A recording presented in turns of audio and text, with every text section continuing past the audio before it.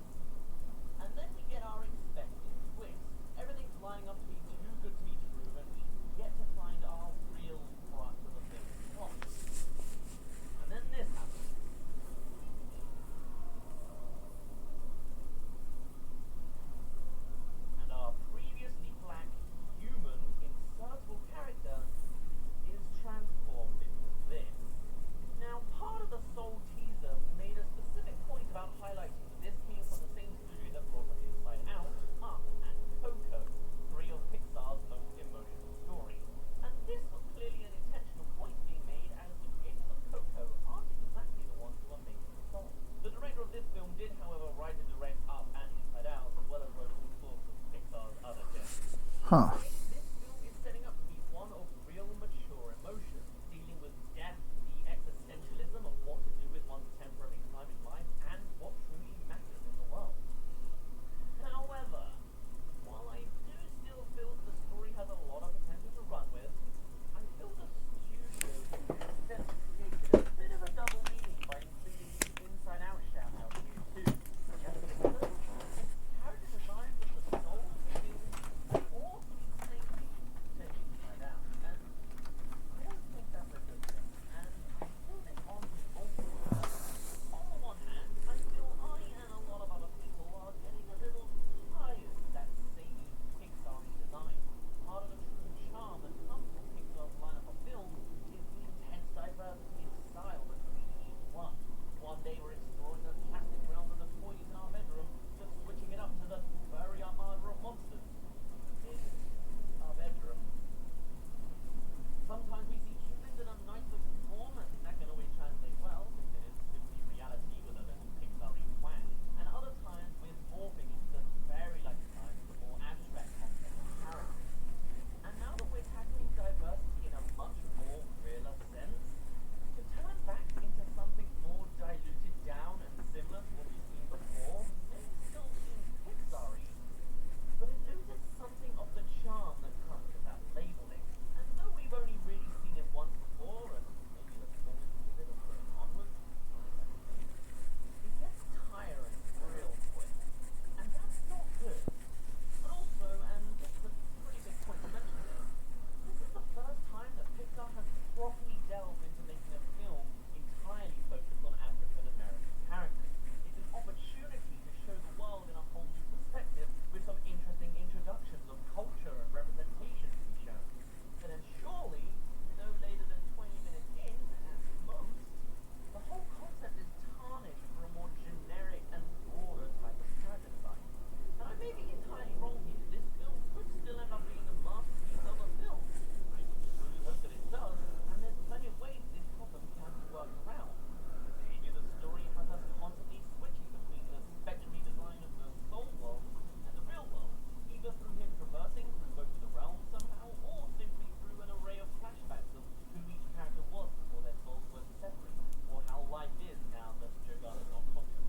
But either way, for me, and a lot of other people who voiced their reactions to this trailer, seemed to fall rapidly downhill the moment Joe fell down that well. And that's a real shame, because this movie seems to have so many other elements going for it. The general theming and topics that will inevitably come up in this film point towards this film hosting a great array of real mature themes and emotion, keeping kids entertained and adults crying in the cinema.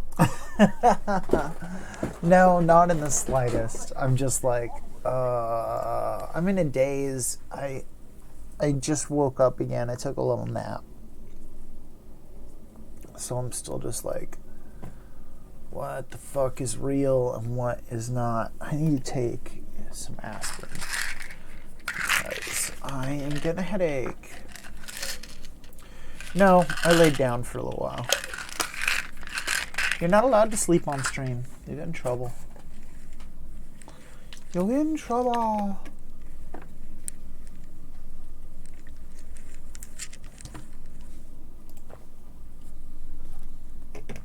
How you doing? How's your night been?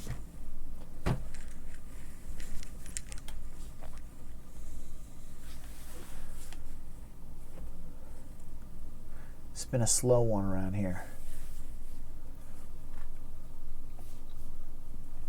I've been doing good. I've just been sluggish today. Just been really dragging myself through. So it wasn't the most exciting day on my end. I did upgrade my internet. That was pretty exciting. That's why I'm able to now stream in beautiful 1080p instead of 720. 720 hell.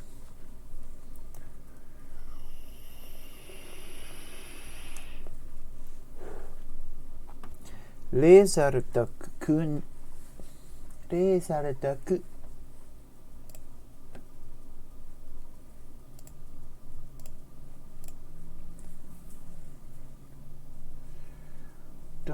Dun dun dun. None of my homies are online. Man. Monday nights. Apparently they suck. I didn't know.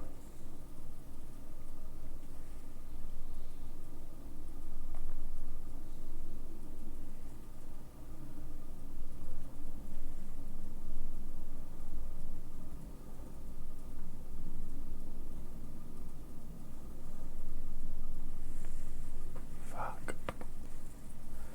I've got a pain in my neck. Opposite approach of sticking to less It's literally just a pain in my neck. family-friendly design to it, and somewhat feels less like an actual big club now. There's also places the character design things there too. Odd. So I've been beating around the bush for a while now. Let's actually dig into the potential of Soul next.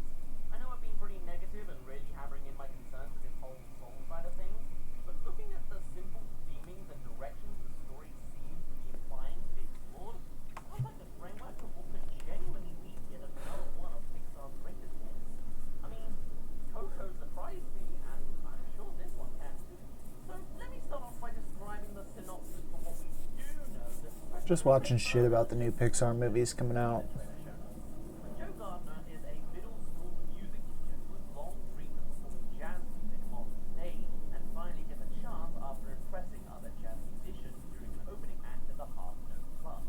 However, an accident causes Gardner's soul to be separated from his body and transported to the youth seminar, a center in which souls develop and gain passions before being transported to a newborn child. And Gardner must work with souls in training, such as 22, a soul with a busy view on life after being trapped for years in the youth seminar, in order to return to Earth before it's too late. So yeah, quite a chunk to unpack there. One thing I do want to start on first is the constant theming with the afterlife shown both a little in this synopsis and all over the teaser trailer. For a start, the lighting in some of the shots we see here are awfully significant. Like in the one where he's rushing to reach his gig, he's pushing against the city crowd, specifically moving away from the light, potentially signifying his rejection of the afterlife to achieve his passion. Whilst once satisfied from the opportunity, he's walking directly towards it, like a foreshadowing of his coming fate. Or how's about the names of most of the businesses in the background being attached to musical terms? Groove, Move It, Cadence, and Evel Cafe, which sounds an awful lot like Travel Cafe, not me. And even the name of the club, the Half Note Club, being both a musical connection as well as the idea that this is only half of the story, with the other half being this in the world of the soul realm. Not to mention all of the connections shown to the beginning of some kind of the rising sun on the to the spinning seed falling from the tree, being the birth of new life or the start of a new direction for our protagonist. But enough of simple symbolism, let's talk about the actual story. So obviously this is a tale about passion, with our protagonist having leaps and bounds of it, and our newbie Soul 22 having seemingly none. The adventure will most likely cover the double arc of both Joe trying to return to his original body in time for the musical gig, and 22 trying to find some sort of passion in life in order to be born. Possibly against a time limit as well, after being the way he is for so long, maybe or something. Now, knowing how stories tend to go, and especially of the Pixar variety, it's likely that somewhere down the line, Joe Gardner's gonna somewhat learn that this gig opportunity is not what he truly wants, or at least is something he is willing to sacrifice for some greater good purpose. Which leads into the question, how will this film end? Well, to answer that, first we need to know, what actually happened to Joe? Is he fully dead, or is it something more than that? Judging by the few pieces of information Pixar has given us, it seems that death is not the answer. The wording on the synopsis as an accident that separated his soul from his body simply seems to be so intentional that surely it's not death. Not to mention the cosmic world he actually finds himself in seems to be a kind of purgatory, the gap between life and death, as he lingers with non-living creatures who are in the transitional phase to becoming living creatures. So, where is he? Well, the likeliest answer is yes, he's in a coma of some sort, or unconscious, or who knows, maybe he's walking around without a soul, lost without his passion, like a living zombie in the real world. But I'm gonna go with coma for this sake. There's even a shot of a possible Hello. which could allude to Joe's fate. How are you doing today?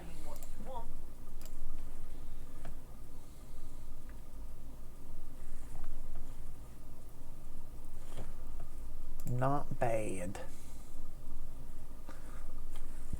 That's good. It's been very, very, very slow today. Very, very slow.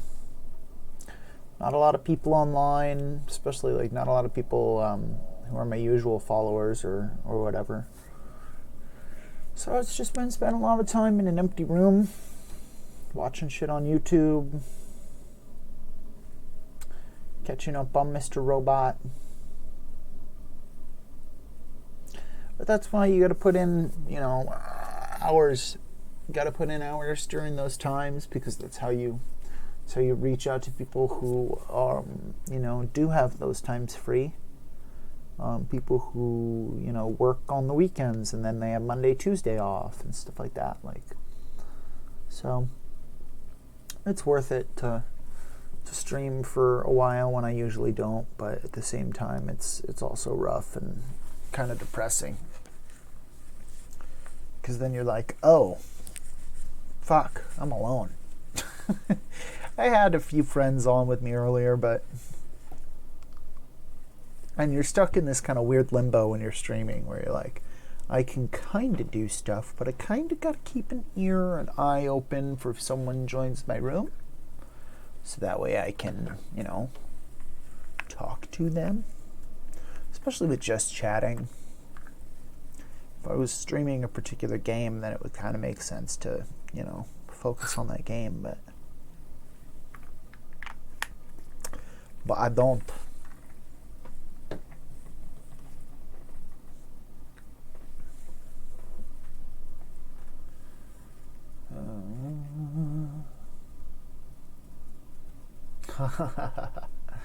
Yeah, that one could be, I could see forgetting why during that one, or forgetting that I'm streaming.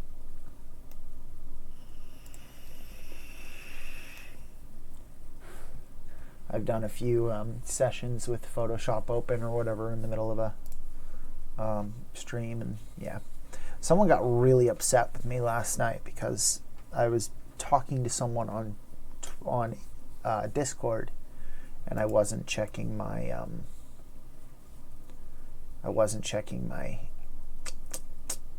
chat, and they were like, "This is unacceptable. This is not how you grow as a streamer." And I was just like, okay.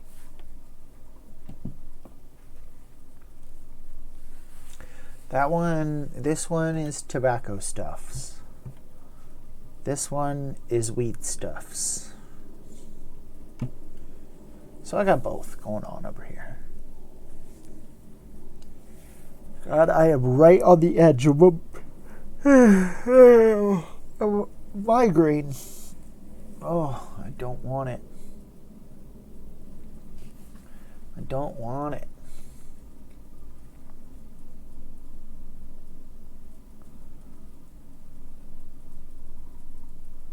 I'm drinking Gatorade right now. And where it's slightly less immediately hydrating because of the sodium, it will keep me hydrated longer because of the sodium. And my body has issues holding on to salt, so I have to eat a lot of it and drink a lot of sodium. Otherwise, my body just pees out all the water it has as soon as it goes to the bathroom once. So, fuck. Come on, man. I've got all sorts of shit here. Yeah, turning this motherfucking thing off. Oh, man. That's a lot better. I had a little homemade light box right there. Because obviously it's not very bright with it off. But fuck that shit. I'd rather have a dark stream than a migraine-filled stream. But Yeah, you know how it is.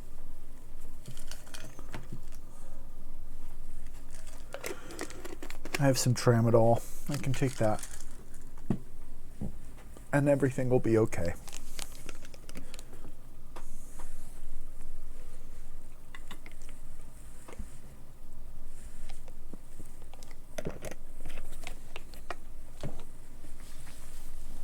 Yeah, I have like a mic arm for a microphone, but I don't use that kind of microphone anymore, so I attached a light to it, and it, like, you know, leans over and beams at me, and I put this this is really simple. It's just a little box with some white paper, and I put it over the light. Thanks for the follow, homie. I don't go to people's links because it's usually bad news, but I appreciate the love. Is this like a John Cena, you know, meme behind the link, though?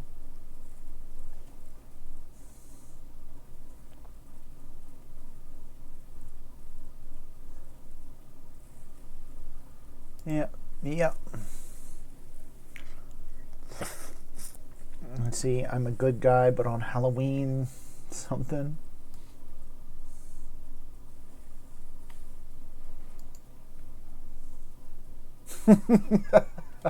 My cam is on a selfie stick. Yeah. On a GoPro mount. Nice.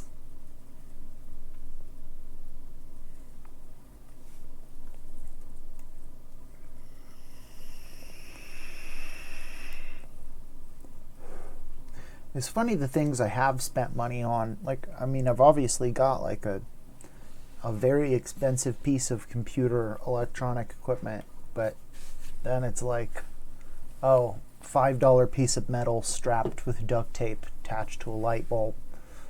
I'll watch it later, John Cena. Thank you.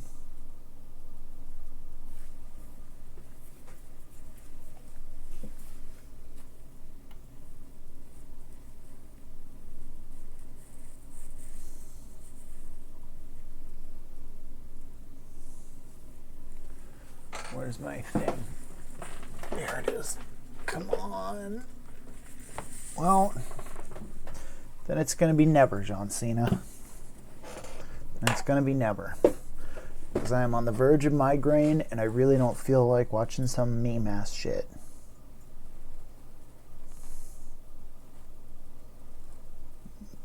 If I was homeless, I literally couldn't be streaming at you right now, dumbass.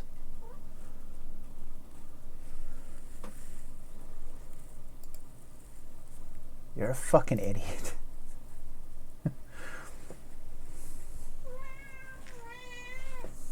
Okay, kitty.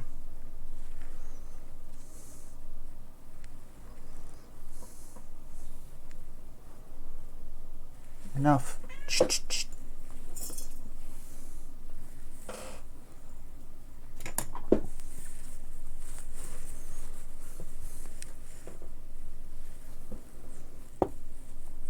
Fucking A.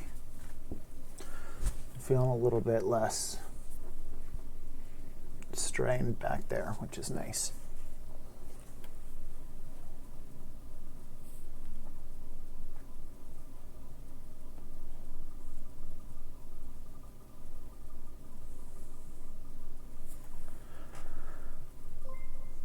Hey, thank you, sunshine. Bloop. I need to get new alerts. My alerts are goofy as hell.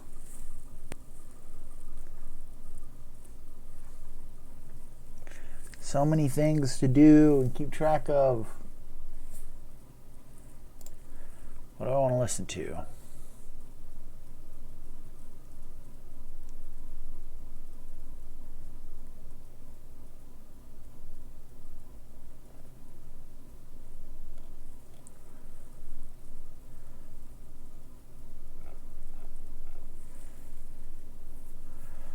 I just want to listen to some fucking light classical music. Does that make sense? Something that's not going to make my brain hurt. K-Bach. K-Bach, hit it up. Let's do this, K-Bach. Give me that good stream. So for this, we're just going to listen to this until I find something else. I actually want... Can I listen to like...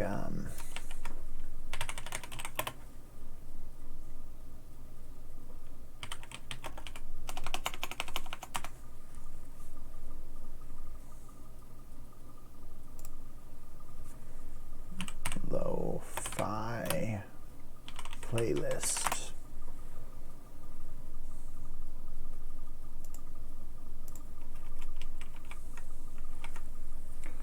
Now I gotta join the voice channel, and then I tell the bot, I say play this shit, and the bot says yes sir.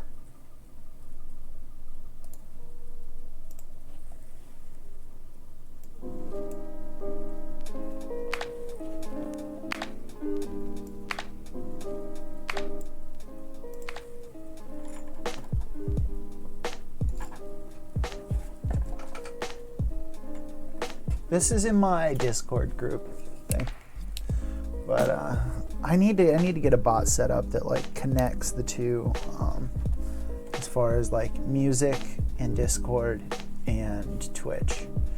So I don't have a good through line between the three of those things. Right now, it kind of is bottlenecked in Discord. We use a Discord bot, and I like it because the bot sits in the voice channel and plays music. So you can tell it to play YouTube videos, and you don't have the bandwidth of fucking downloading and playing a YouTube video. You just have the bandwidth of your voice channel, and it plays it over that. So that's really sweet. And so I gotta find something that's kind of like that I can use to give the users some Discord web browser and browser something. Yeah, actually, so here's what I can display. So this is the best we got going here. Hold on. What's this stupid name? Rhythm dashboard, home. I made this whole fucking bullshit.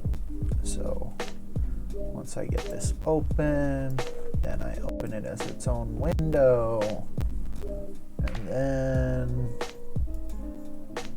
boom, boom. You like that? So that'll show what I'm playing. But like getting requests to go from like Twitch over, I don't think I can do. Thanks.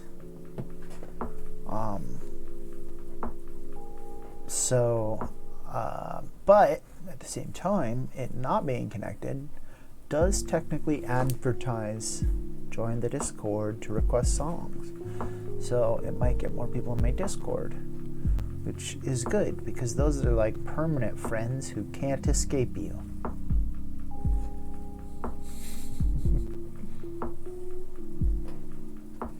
And thank you very much. I'm glad you dig it. It's just transparency and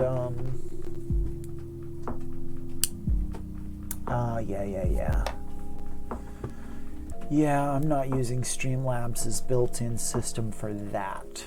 I'm using Streamlabs for like literally everything else. Oh no, I'm using Stream Elements. They have a media request thing. And I just haven't really gone through to look at it yet. Yeah. Mine is OBS, Stream Elements OBS or whatever.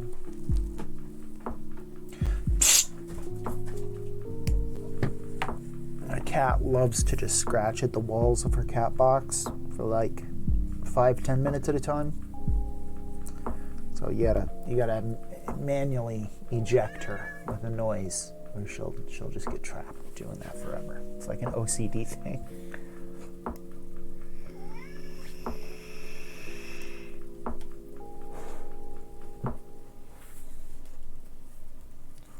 Oh, kitty, I hear you. I hear you. Hold on, I'm gonna go grab an ice pack and a nice cold Gatorade.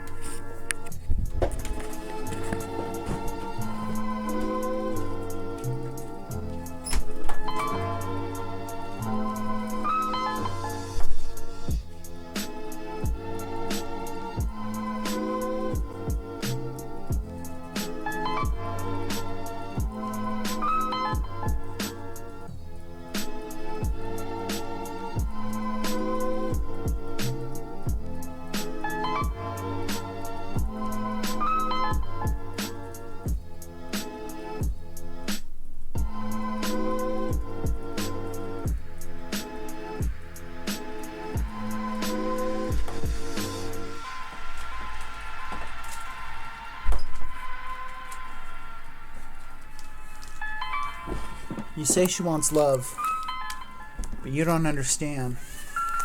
She's a yandere. She wants love all the time and too damn much of it. And I'm like, girl, you're a cat. I can only give you so much. You can just put this whole thing on my head. Oh, fuck yeah, that's good.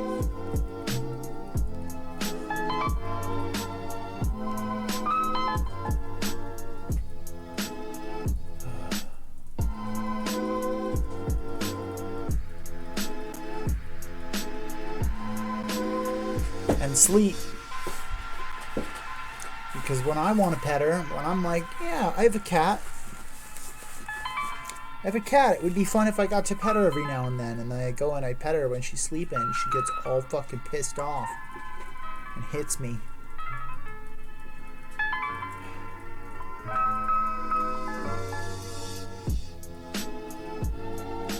I like this. This feels nice.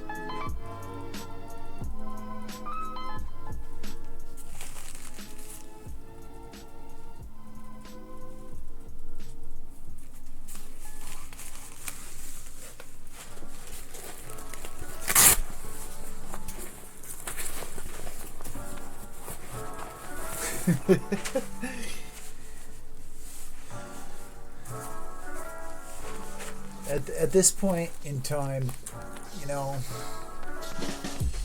I'll accept that. This is Watch a Guy with a Headache Radio.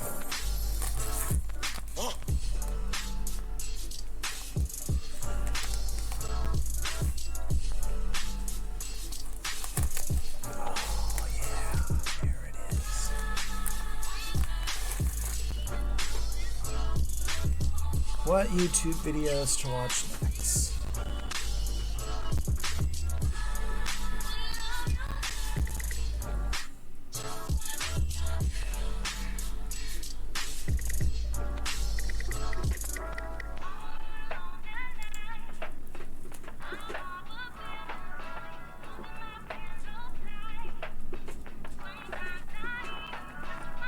Habbo Hotel's Teenage Capitalist. Habbo Hotel turned its players into ruthless teenage capitalists. This sounds fun.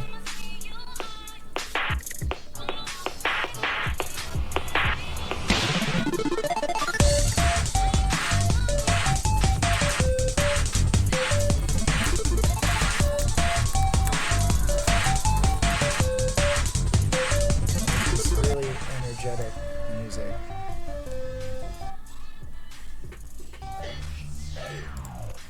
But there is one thing that dominates all aspects of Habbo life. Coins. Coins could buy you the latest furniture, the nicest clothing, and Habbo Club, a form of premium membership to distinguish you from the peasants.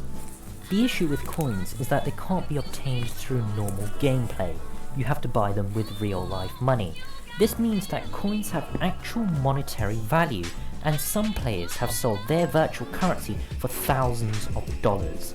With the prospect to make actual real-life money, Habbo turned from a glorified chat room to a terrifying experiment of anarcho-capitalism done on teenagers and adolescent children. Anarcho-capitalist societies can generally be characterized by three main points, and Habbo ticks all of the boxes.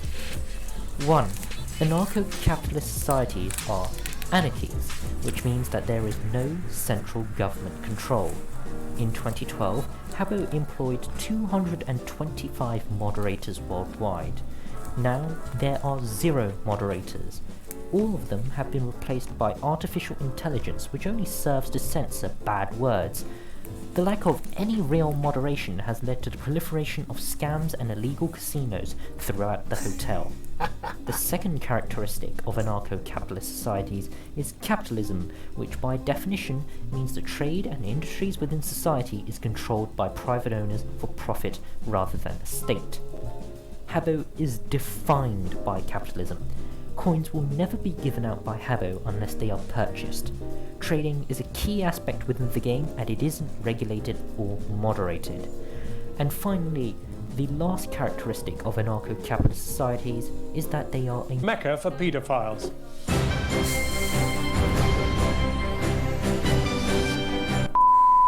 These two conditions have led Habbo to turn into an emulation of a free market capitalistic and materialistic society. Their adolescent and teenage players end up turning into ruthless capitalists in order to survive.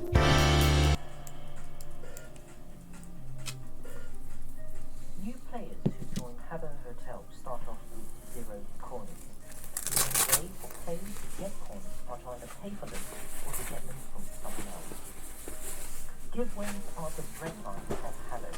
In the absence of government, the privatised welfare state steps in. Giveaways are events where rich Habbos donate furniture and coins to peasants in need. You may be tempted to think that this charity is altruism at work. It isn't. This is an example of a giveaway. You may be confused as to why there are fast pass queues in a giveaway like the ones found in theme parks. This isn't unusual. When there is no regulation or moderation, people are free to call whatever they want as giveaways. In reality, this is a for-profit game. In order to win coins, you first need to roll a 6 in the dice.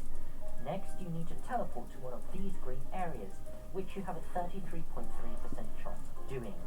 Finally, you need to pull a switch, which, assuming is not rigged, has a 50% chance of failure. Assuming you do all of that, you win the grand prize of 1 coin. Now, you could risk it. Pull the second switch, which, assuming is not rigged, has another 50% chance of failure. That would bag you the grand prize of 2 coins.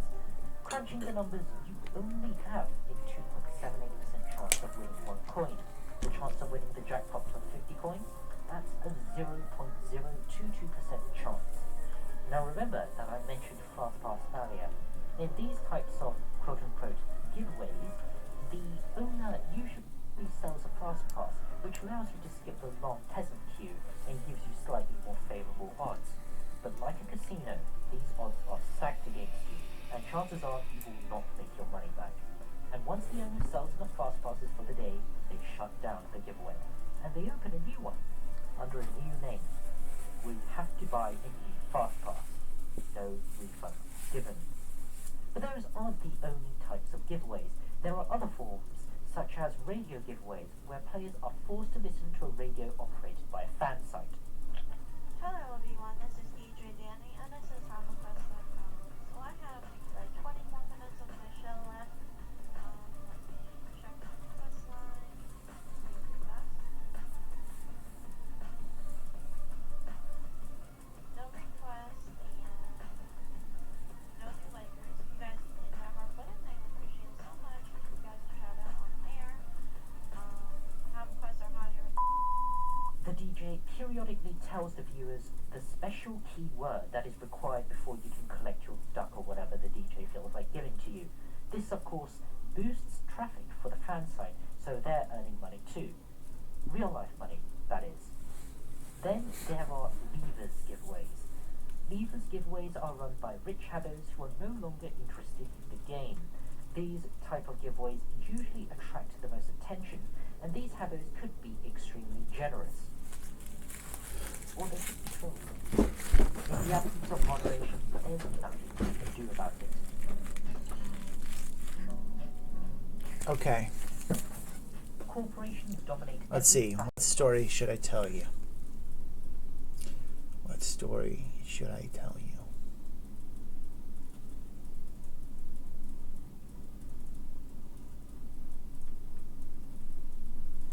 So one time I used to live in New York, and I'd come back to visit Phoenix, Arizona when I could and see my friends who lived here. So one time I came, and I didn't tell one of my buddies that I was in town, and I had another friend of mine go over to his place, and in going over to his place, he let me slip in the back door, and I broke into my friend's house, and I stole a poster he had of a wizard, and I took it back to New York with me, and I sent him a few pictures that was the poster of a wizard with different boobs like on it. Like I had all these chicks put their boobs on it, and I'd send him pictures like one by one from their phones, so he would never know these like phone numbers. He'd just get random text messages of his picture with chicks with their boobs. So the idea was I was gonna do this for a while, and I didn't send him every picture, and I was gonna print out a few of the pictures and put them with the wizard and send it back to him. And I had a film camera. Or no, it wasn't film. It was just a digital camera that I was putting my extra pictures on. Well, without getting into another story, a friend of mine and I got into a fist fight with some gutter punks on the street. And while the fight was very uneventful, one of them did grab both my camera and the picture of a wizard, and they ran away. So that picture is gone. I later found out that my friend's grandma gave him that picture when he played Merlin in a school play when he was a kid. So the picture meant a lot to him. I felt real bad. I felt real bad. It was a funny joke. I was taking a risk, and the gamble did not pay off. Thanks.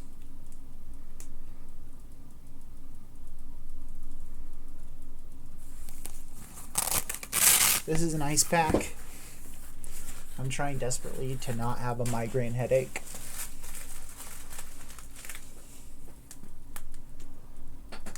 Thank you very much. I think you're pretty too.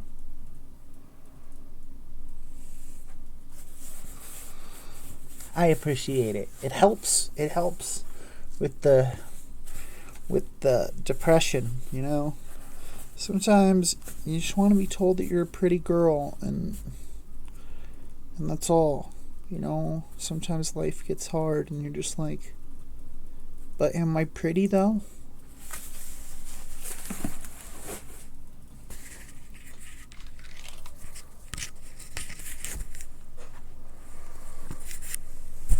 Where are you from? I'm here in wonderful Phoenix, Arizona.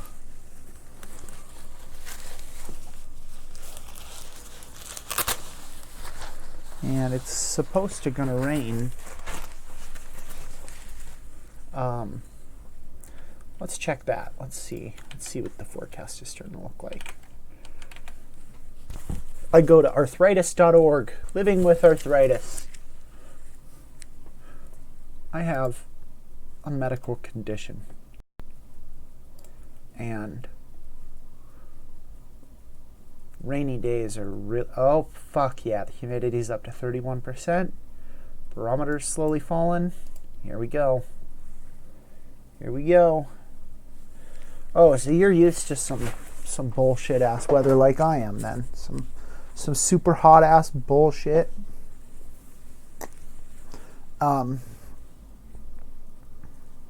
it's good out here for me because the humidity is usually so low. But looks like we're getting some rain in the next couple days. So my joints are going to be yelling at me about it. Sometimes when it rains, I'll have to use like a walker or a fucking wheelchair, which is real fun.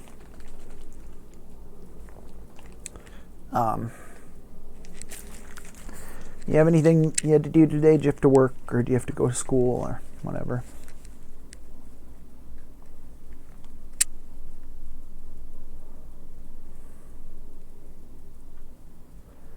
I stayed home today and didn't go anywhere. Didn't even leave the house.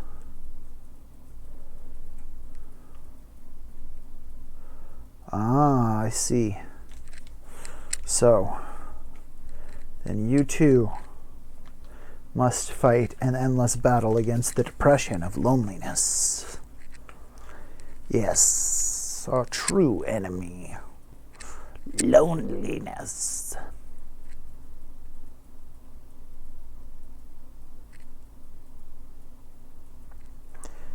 I took a pain pill, and as soon as this shit hits, I'm hoping, I don't even know what I'm saying. I'm hoping this shit hits soon, so that way I'm no longer fucking all bummerific because of this headache. I like being alone, right? But like eventually I need to be around people. Like I seem to get lonely. I don't mind being alone at all. Like spend large swaths of time alone, but then all of a sudden loneliness hits, and then I'm like, oh God, I'm alone.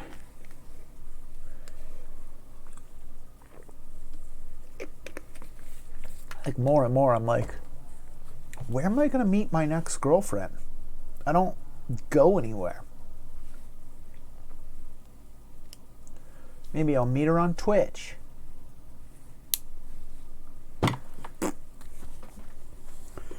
Anybody call me when I was taking a nap? Nope. Oh, I need some weed. This will help. This will help me.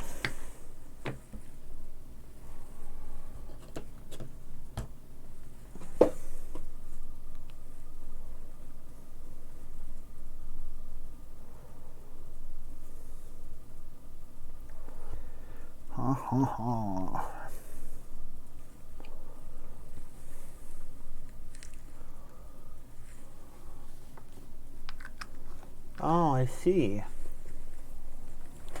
So you need maybe like a core group where new people are just kind of maybe slowly introduced, so you can come around them as you want to and keep your space as you want to, like a D&D crew or something like that.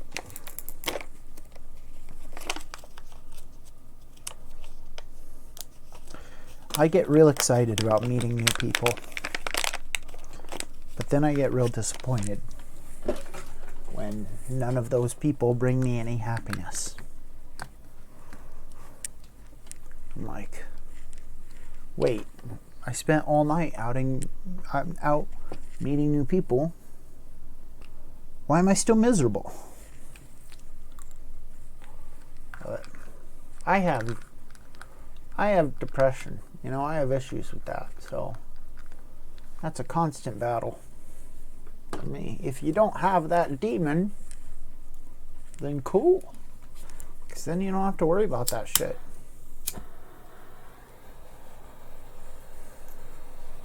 I wish I didn't give a fuck. And I'd just be on fucking Twitch 12 hours a day and that'd be that.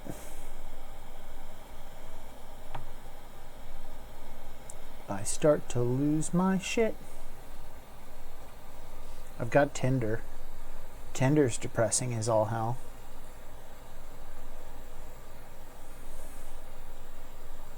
I've done better on Bumble.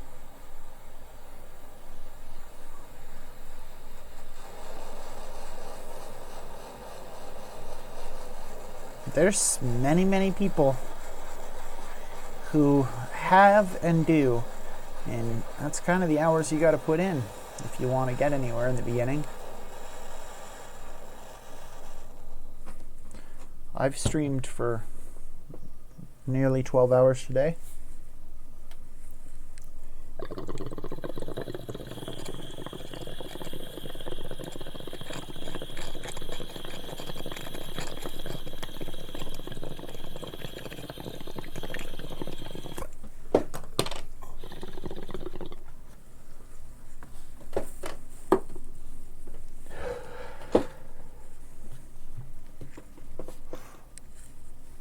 All right. Enjoy your time. Have fun. Yep.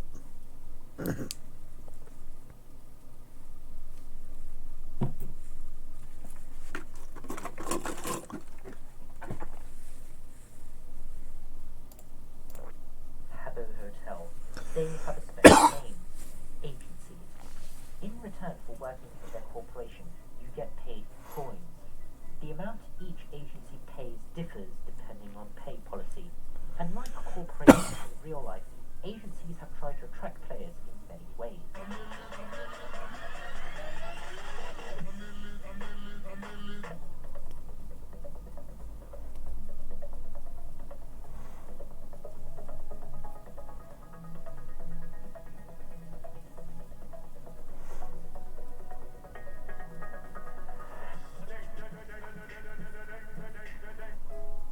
Welcome to the United Nations, the most innovative agency in Habbo Hotel. We do things differently, starting with getting great pay and rank rewards for work. But the modus operandi of all agencies are the same. People get paid to prove others, collect money down. First, a new player like you heads up to the front desk to apply for a job. You are given a nice shiny badge, a new motto which displays your rank within the agency, and a hideous uniform. You are then ushered into a training room where your training begins. You are taught to obey commands given to you by higher ranks. Disobedience will not be tolerated and you will be fired for doing so. You are then given a set of rules, like wear your uniform, no coloured chat, and never ask for pay or promotion, ever. There are no workers' rights in Habbo.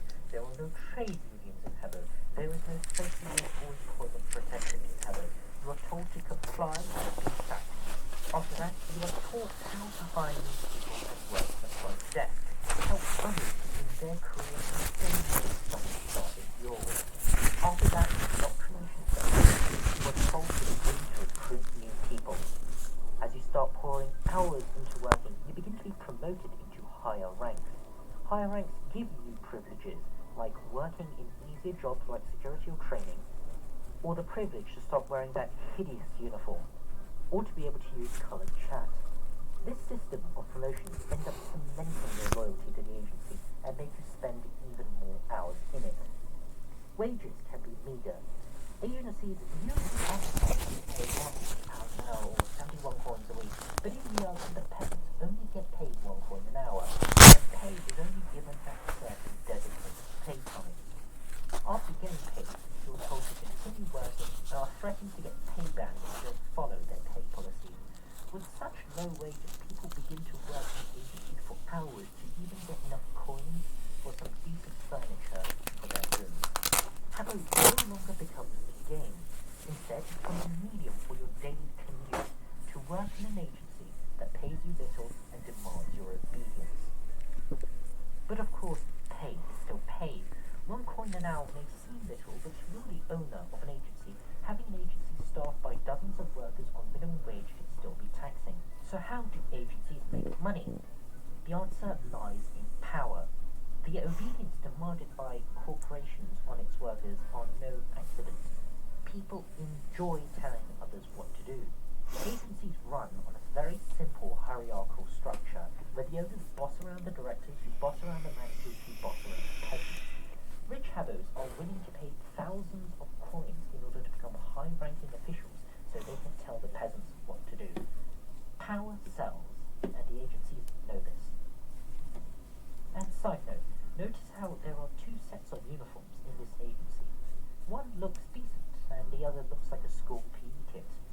This is because Habbo's premium membership, Habbo Club, is needed to wear certain items of clothing. Clothing that doesn't make you look like a complete hobo. Habbo doesn't just allow classes of women its users, it promotes it.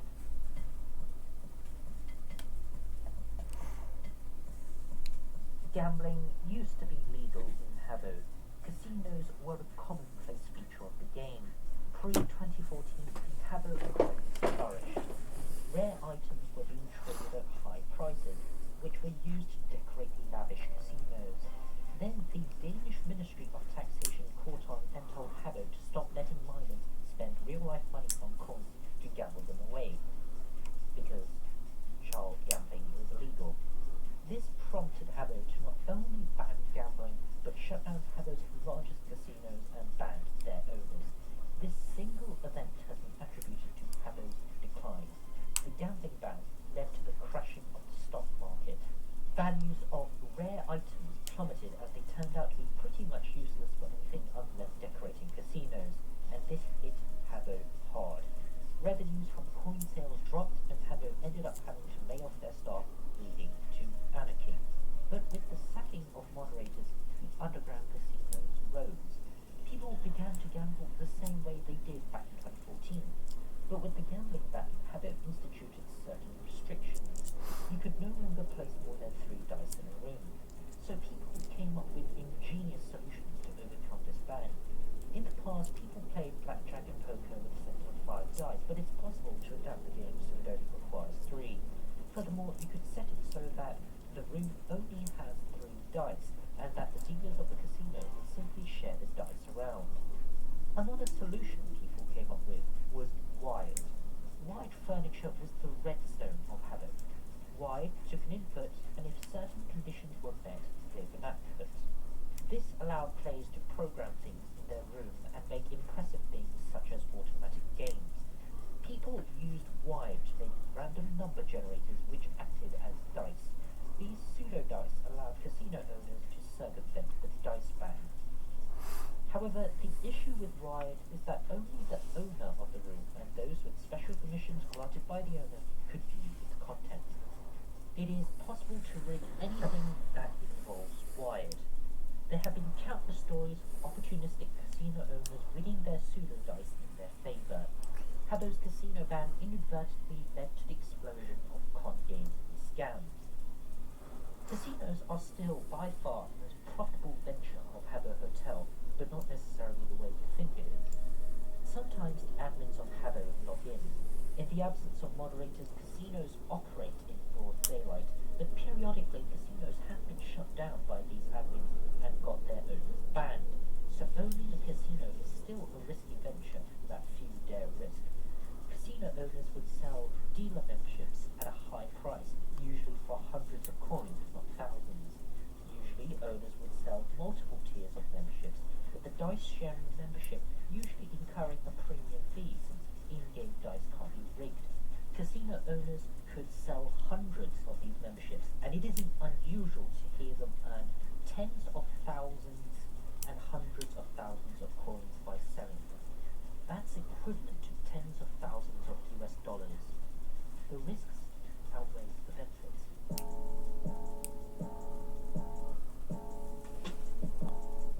With no real moderation and a currency backed with real-life money, it is easy to see how Habbo turned into a virtual experiment of unregulated capitalism.